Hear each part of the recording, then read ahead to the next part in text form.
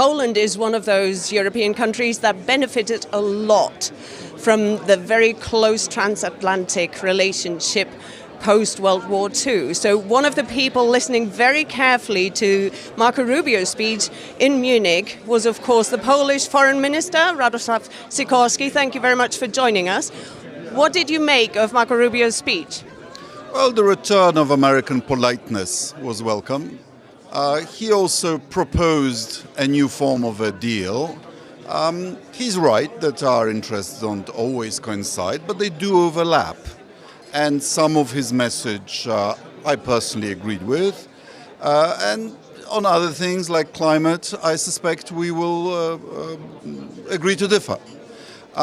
What was somewhat disappointing was the absence of what we Europeans regard as the most urgent security threat to our continent, which is the Russian aggression against Ukraine. Ukraine was not mentioned in Marco Rubio's speech. How significant is that? I can't answer for the United States, but for us, at least in Poland, we think that if Putin succeeded in conquering Ukraine, we would be next, and that the cost of deterring him on the Polish border, including for Germany, would be much higher.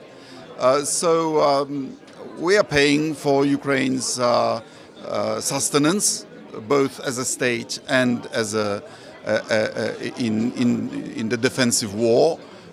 I personally believe that gives us the right to have a voice in these negotiations.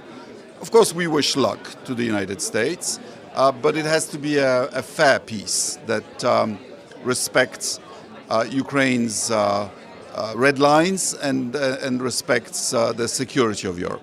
You said that Marco Rubio proposed a new deal. I'm interested in hearing your thoughts. How did you interpret that? What kind of a deal did Marco Rubio propose to the Europeans? Well, greater emphasis on the management of migration. Here in Poland, we actually agree with him. They haven't yet completed their big and beautiful fence. We have, at the cost of almost €1 billion, built a fence on our border with Belarus, which protects all of Europe from forced migration. We believe that numbers matter, and that as nation states or groups of nation states, we have the right to control who may legally live on our side of the border and who may not. So on this we agree, but we feel that we've done more than them.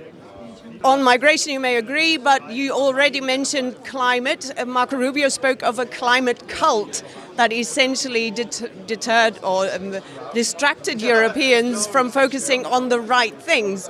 How much of an impact is that going to have, that the White House and Marco Rubio say no more investment in climate protection?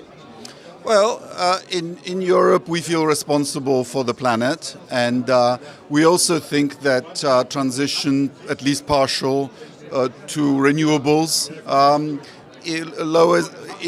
in the medium term will lower energy prices. So, China doesn't just open a coal plant; it also has the biggest number of photovoltaic farms and windmills. So I don't, contrary to what was suggested, these are complementary efforts.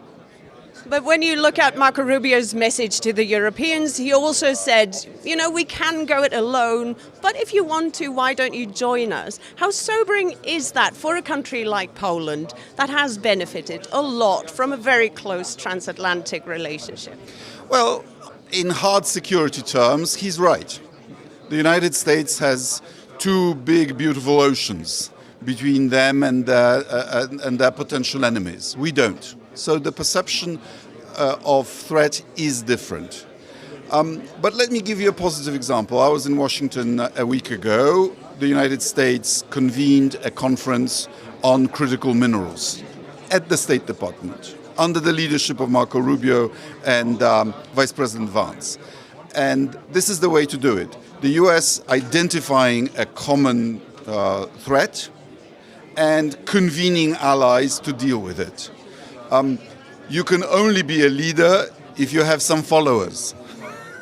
And when they do the right thing, of course, we should support them. Now, how much of a risk is it that the tone was more conciliatory than, of course, J.D. Vance, who caused an outcry last year here in Munich? How much of a risk is it that it could lull some European countries into a false sense of security?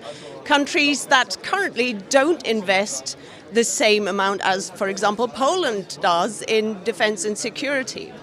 Well, I think we all got an awakening. And the US was right on some issues. Western Europe was consuming the peace dividend for too long.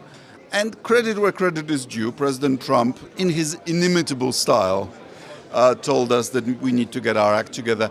And we have. As Europeans, we are now spending double of what we were spending before he became president. You've even changed your constitution to start spending more on defense. So that style partially works, but you can overdo. And when you have that, when you're that much more powerful, I think it's better to be polite.